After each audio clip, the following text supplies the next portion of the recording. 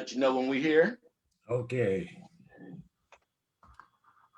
All right, we are live on the Zoom platform. Welcome into the Jumbo Love Show, and I am just proud and honored and just so happy to have in this Zoom platform with me this morning, Ralph and Mollie Richards, who are going to be with me 26 episodes of this great presentation as we bring Alzheimer's awareness to you. Hadya So, how are you, love?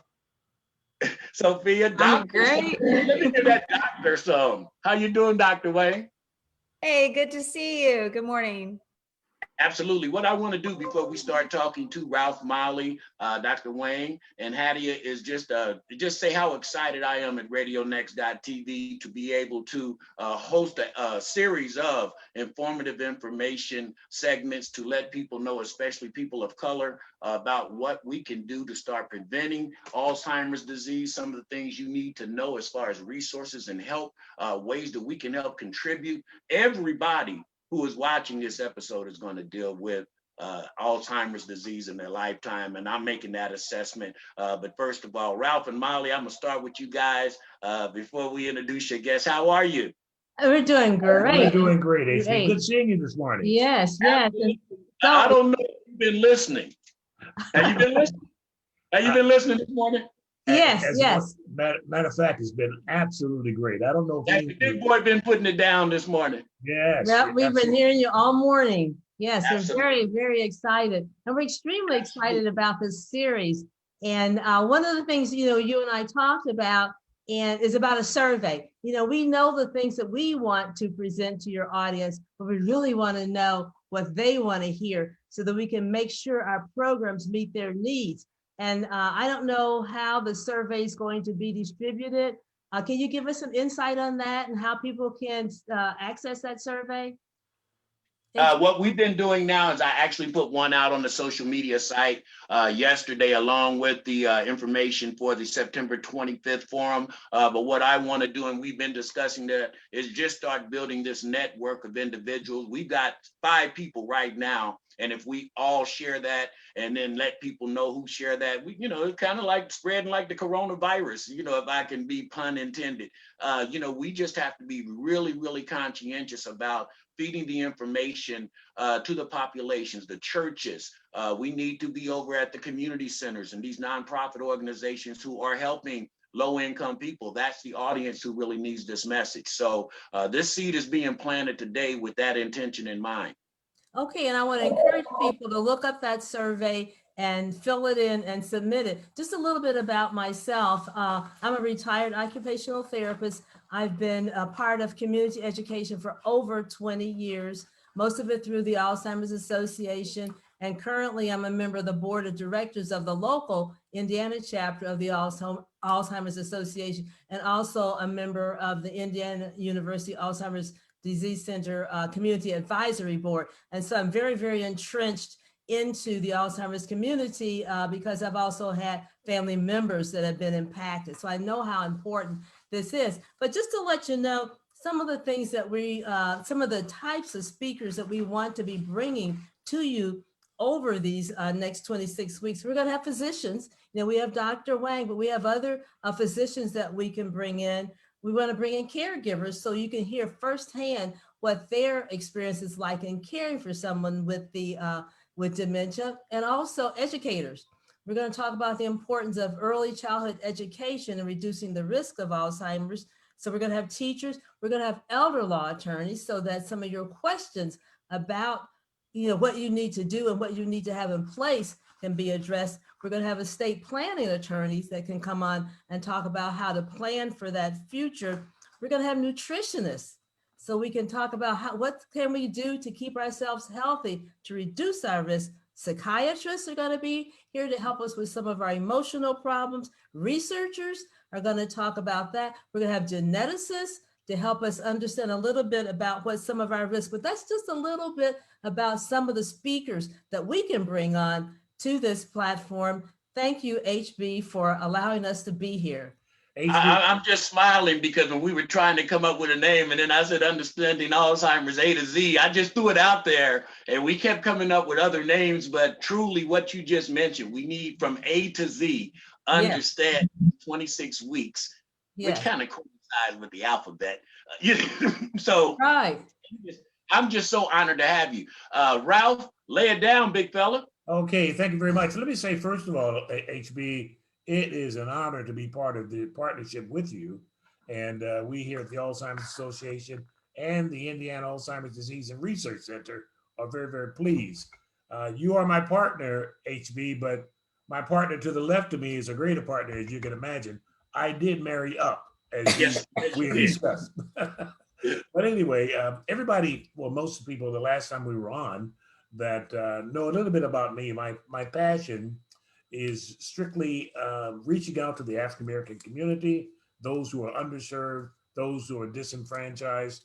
You know, I said once before, our people perish because of lack of knowledge. We have to get the knowledge out to the people, and I can't think of a better vehicle than HB, the Jumbo Love Show. So we thank Hey, you man, very much. Thank you so much. Dr. Sophia Wang, I want to first say thank you. And I know we said IU and the School of Medicine and all that wouldn't be the focal point, because we want to be very intentional about reaching the African-American community and people of color. But, you know, thank you so much for giving RadioNext.TV the opportunity to plant this seed of awareness to our community. Give them a little background on you and kind of how we're going to fit you into this platform. Well, first of all, thank you so much for having me. So my passion for Alzheimer's disease started actually when I was a third-year medical school student. I was up in New York, and I started working under one of the Alzheimer's disease research centers in New York at Mount Sinai. And then eventually I went on to San Francisco, studied at University of California, San Francisco, where I continued to do more research and clinical work. And focusing on dementia, Alzheimer's, particularly vascular risk factors such as high blood pressure, diabetes, lack of exercises, and how that affects people's cognition as they get older. So now I'm here in Indiana, and my current job is that I'm the outreach and recruitment and engagement core leader for the Indiana Alzheimer's Disease Center. And we are essentially one of 31 Alzheimer's disease research centers across the country that's funded by the National Institute on Aging. So what does that mean? It means that this network of research centers has come together to fulfill some of the critical missions of the National Alzheimer's Project Act, or called NAPA. And NAPA was passed actually under the President Obama administration back in 2011. And one of the major goals of that act was to, number one, help us find a cure for Alzheimer's by the year 2025. So that's part of what we're trying to do today, is to prevent Alzheimer's, and in those people who develop it, to help manage and mitigate the effects of Alzheimer's. But the other really important thing that it did is that it said that we need to focus on reducing the disparities in racial and ethnic minorities that are disproportionately affected by Alzheimer's disease. So this includes the African American population, which is about 2 to 3 times more likely to develop Alzheimer's. So it means taking a comprehensive look at all the reasons why African Americans develop Alzheimer's disease compared to whites, whether it be socioeconomic, genetic, environmental, medical. And so that's why Mollie listed all those people. So that's basically what we're here to do today, is to begin this process of both educating, but also listening to the community voice in terms of what their needs are and how we can best serve you. I always tell everyone, we're your taxpayer dollars hard at work, here to help and support the African American community to grow with the Alzheimer's disease research community in a trusting fashion.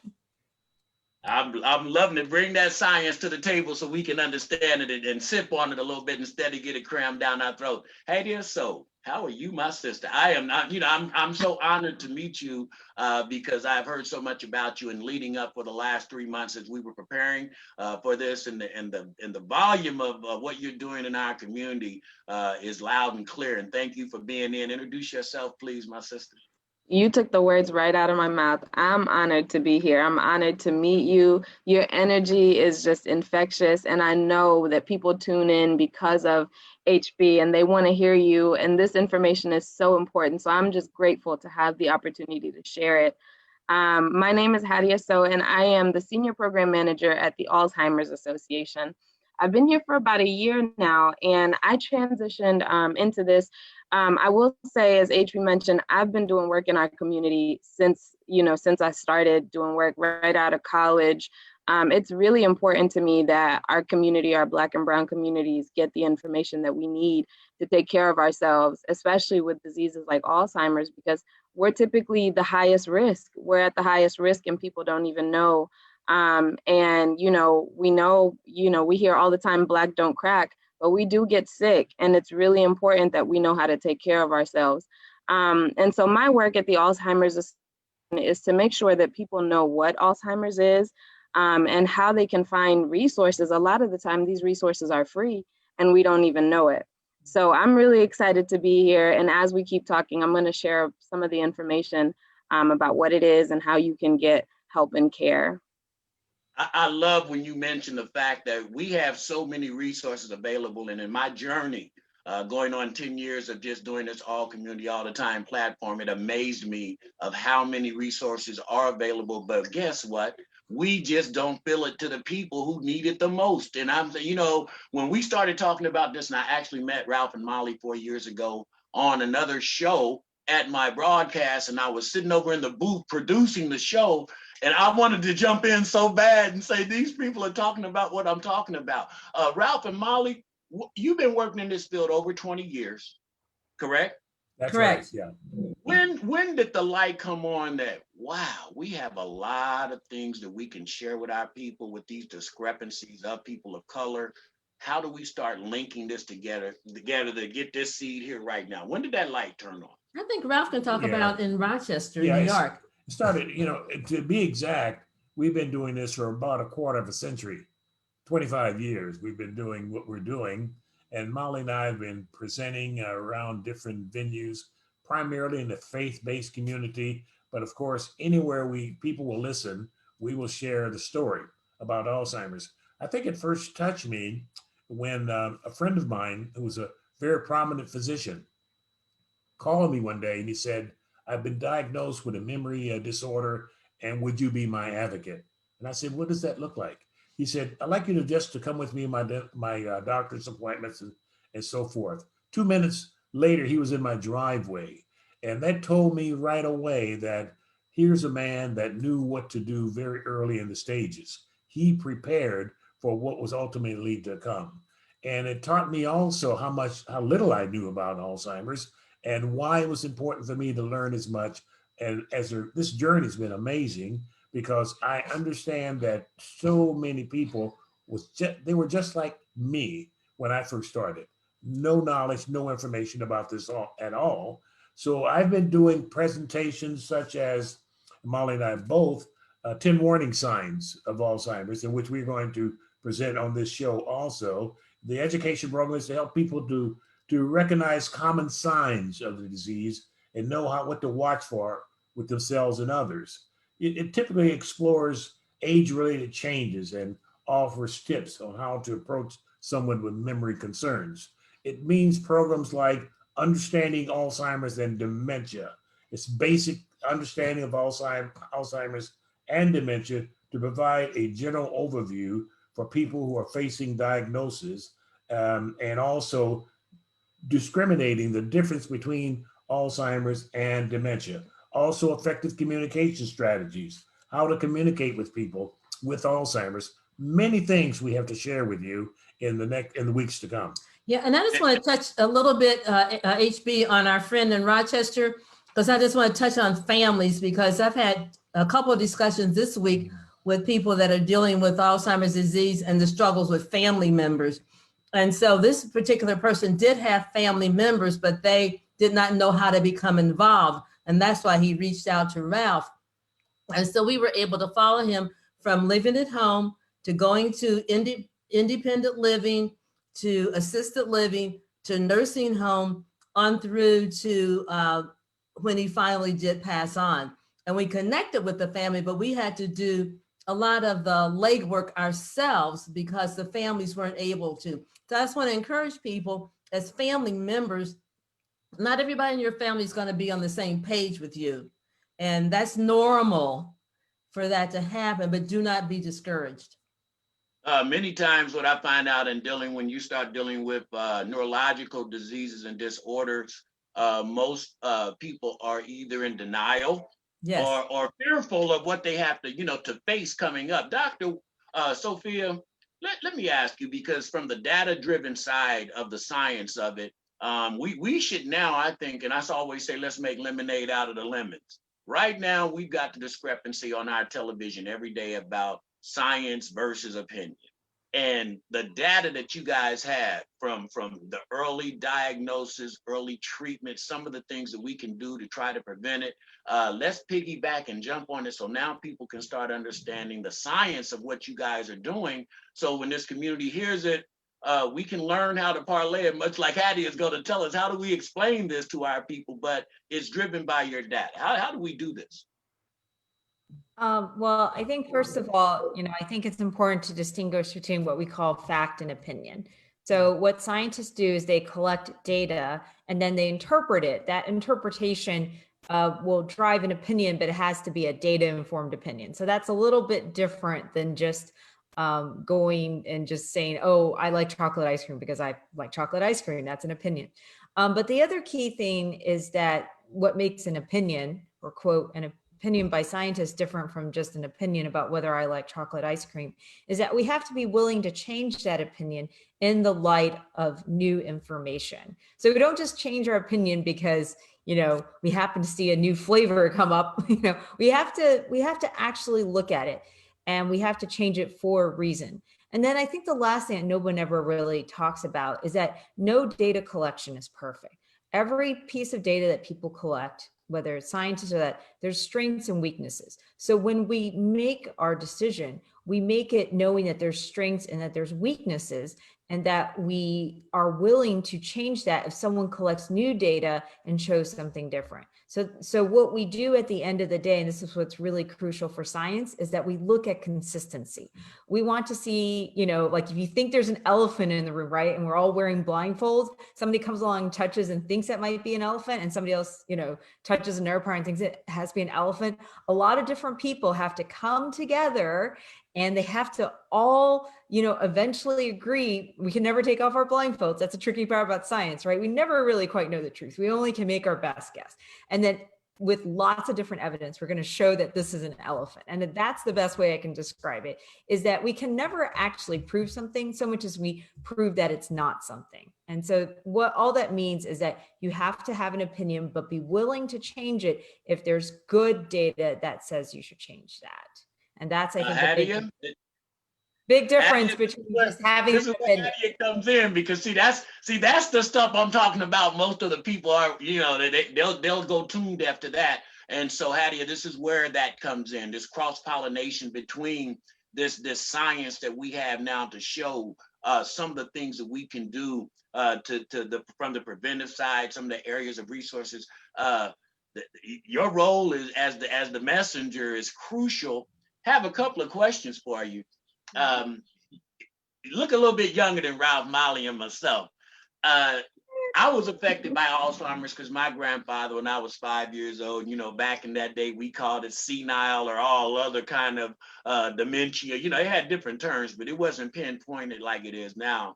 And I would go upstairs after sitting at the table talking to him and come back 5 minutes later, and he was asking my grandmother, "Who's that boy?" That's when I first got in tune, and that's why when Ralph and Mollie came on that show, I said, I've lived this, I've experienced this. And you think you're alone, and everybody's dealing with this in their family. Secondly, how did you get involved at this age to want to participate in a science like this? I think that's all of our experience.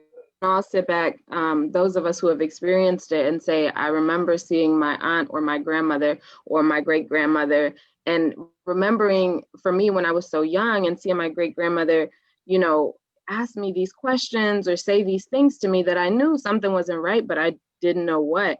So for years until I got older, I didn't know what it was or why. And I think in a lot of our families, like you said, HB, we either say it's senile or we say they're just crazy. Grandma's just crazy. She don't know. And the reality is, grandma's going through something and we don't have a word for it, even though there is a word for it. And so I will say one of the biggest questions that we get, I think everybody on this call gets, is what is the difference between Alzheimer's and dementia? right? A lot of people don't even know that. And so it's important to get as much information about this as possible, so that it's not as scary, and so that, like you said, HB, we can prepare. So first, I'm going to tell you what the difference is. And the difference is that dementia is like an umbrella, right? And Alzheimer's, it's a collection of symptoms. And Alzheimer's is just one of the diseases that go under that umbrella. So I think it's easier to tell people it's kind of like cancer. We know that cancer is a disease, but there's breast cancer, there's ovarian cancer, there's all kinds of cancers, and that's how dementia is. So you can have dementia, but you can have Alzheimer's is the most common type, but you can have Lewy body dementia, vascular dementia, you can have mixed dementia, and you can even have something that presents as dementia, but it's really just an infection. So it's really important that people understand how to identify dementia, but also where to go if they're having signs of dementia. I think we as people need to understand that if there's something wrong with us or our family members, we need to go ask somebody about it. You don't want to just sit at home and say, oh, well, they're just acting different. There might be a reason they're acting different. And so give me just maybe 3 real key signals of difference when you start mentioning different, because a lot of times, like you say, we ignore it. And I think one thing about this, and I'm gonna keep going back to the pandemic, because we have a lot of time now to observe who we live with and who we love, having to be quarantined and kind of strapped down. And when you're busy, the differences aren't that noticeable. Yes. But now that you can observe, give me about 3 things that people might notice.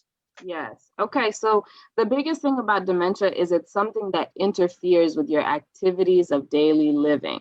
So it's not just that you're forgetting things. It's also that sometimes in the early stages, it might be that you're having trouble finding words for things, or that you're having trouble thinking, planning, making good decisions like you used to. But it becomes something that affects your life in a way that we can't dress ourselves, we can't feed ourselves, we can't take medication like we used to. And so these are things to look for in our family members. And you're right, HB, we're home right now. So you have to look at your family members. They could be experiencing agitation. They could be aggressive in a way they never used to be. They might not be sleeping. They might be depressed. These are things that you can look for, because Alzheimer's is not typical aging. A lot of people see their older family members and say it's normal. It's not. It's a disease, and we can prevent it. We can look for risk factors that can help us catch it early enough to do something. Now, Ralph and Mollie, I was getting ready to come to you, Mollie, because I told you I'm putting this thing together like a puzzle. And as she talks, I'm thinking about what am I going to ask Mollie? Because the information that you and Ralph, as you mentioned, you were setting up shop pretty much anywhere and everywhere for people to hear it. And it's when she starts talking about dementia, knowledge is so king. And I use the analogy, Hadya, that when people want to know the difference, dementia is the house and Alzheimer's is just one of the rooms in that house. Any way we can get that information across is valuable. But Mollie, where do we get Alzheimer's? Our community. That was Dr. Alzheimer's. Dr. Alois Alzheimer's was the first one that diagnosed it. So they named it after him. It was actually a woman, a younger woman, that was in a psychiatric unit, and he noticed there was something different about her and about her behavior that wasn't like the rest of the patients that had psychosis. And then he had a doctor that was with him, Solomon Fuller, who was actually a brother, who they don't always recognize him, but he was a brother. And he was the that's one so surprising to me. Plaques and tangles of Alzheimer's disease. So that's how it was. Alois Alzheimer's was the doctor that discovered Alzheimer's disease. You didn't catch my culturally sensitive candor. Our community, we got brothers in the barbershop that say Alzheimer's. Yeah. Oh, yeah, I know. So when I'm saying we need to start this from the elementary level, Right. we have people that don't even know what the name of the disease is, Sophia Wang. Right. That's what I'm trying to They tell call it you. old timers, Yeah. but no, it's Dr. Alzheimer's. Yes. That's the one discovered. I want to say one other thing that to piggyback on what Hadya was saying. One of the early symptoms is people that repeat themselves, that tell you the same thing over and over and over again, as if it's new information, and they really don't remember that they just said it. So that's another one of the early warning And signs. also, let me just mention being argumentative. Mhm. You know, something that maybe is set aside from where they used to be. They become very violent and argumentative as they get into certain stages here. So it becomes very obvious, particularly in this pandemic stage where we're living so close together now and we see each other every day. Yeah, and we saw this in our church in Rochester, and we didn't know what it was, but people that had been normally calm were in Sunday school and in church meetings just arguing. We're like, that's not like them. And then later on, we found out they had Alzheimer's disease. So that's another. Now, Doctor, early one. I'm watching the clock, and we've got about 6 minutes left. And Dr. Wang, I want to start with you as we start closing down, because I think that there are some things from a medical and neurological standpoint that I think that as an expert in that field, you can help. How can nutrition, how can, as we mentioned earlier, early pediatrician checkups or whatever it might be, give me something, practicing repetition, I don't know, give me some things scientifically that we know work in helping to prevent this disease. So thanks again for asking such a great question. Before I just want to mention one other symptom that people often don't realize that someone with Alzheimer's disease has. About 50 to 70% of the person who's having the memory problems doesn't see that anything's wrong with themselves. And that's because the disease is destroying the part of the brain that lets them know that something's wrong. So it's a little different from other diseases in which people may complain like, I feel sick, I have my chest hurts, I feel dizzy. They may say they're totally fine. And then you may feel confused about taking them to the doctor, right? Like, why would you take them to a doctor if they say they feel fine? But that's actually one of the classic hallmarks, is that their part of the brain that tells them that something is wrong with themselves is actually going away. So your loved one may say, I'm totally fine, but you still need to take them to the doctor if you see something that's wrong.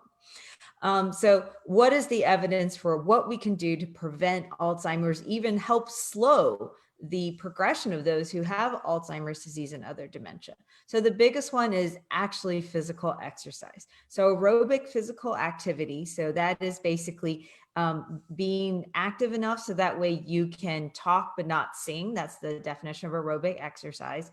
So basically brisk walking, light jogging, swimming, doing yard work.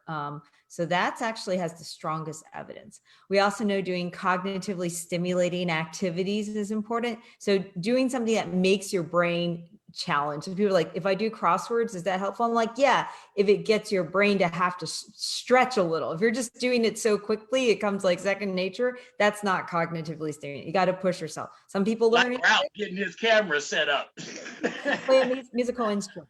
And then also a healthy diet. So we'll probably talk about this at another future session, but there's some people call it the mind diet. And so basically it's on our Facebook page, but it's essentially a plant-based diet that helps with lots of leafy greens, lots of vegetables and fruits, and minimal decreased intakes of carbohydrates and red meat. So white meat, fish with omega-3s and moderate amounts. So those are the three. All right. Hadya, I'm not rushing you, Dr. Wang, not rushing you, but I definitely want to get Hadya in and get our host in here. Hadya, resources, myths, things that people definitely need to know, especially our community. What do we need to do?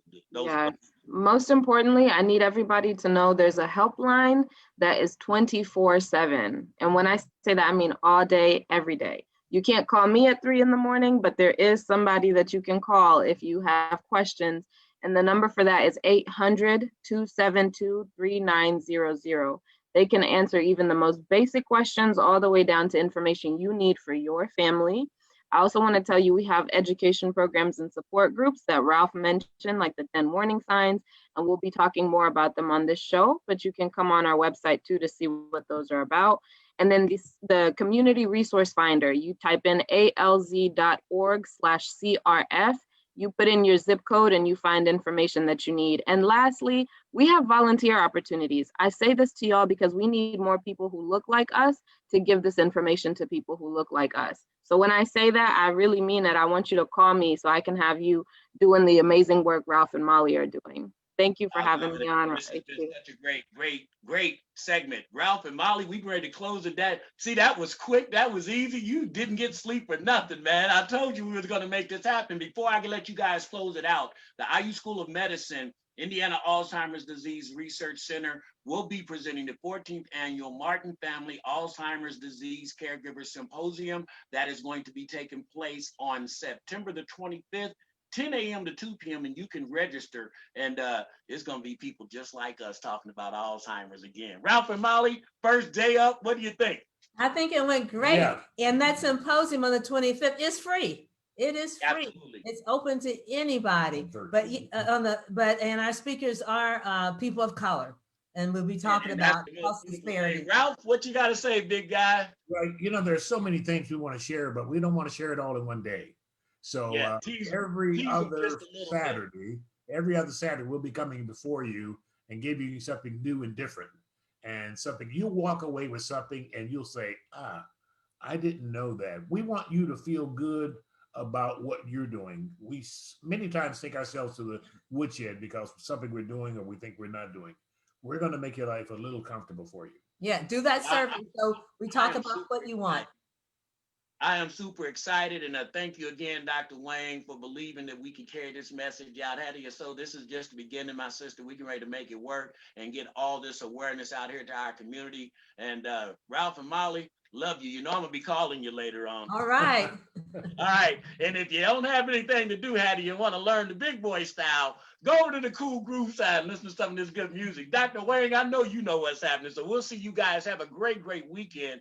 This has been the first episode of Alzheimer's, Understanding Alzheimer's A to Z. Ralph and Mollie Richards going to be in here with me every other Saturday on the Jumbo Love Show. Thank you, guys. Okay. Thank you. Bye-bye. Awesome.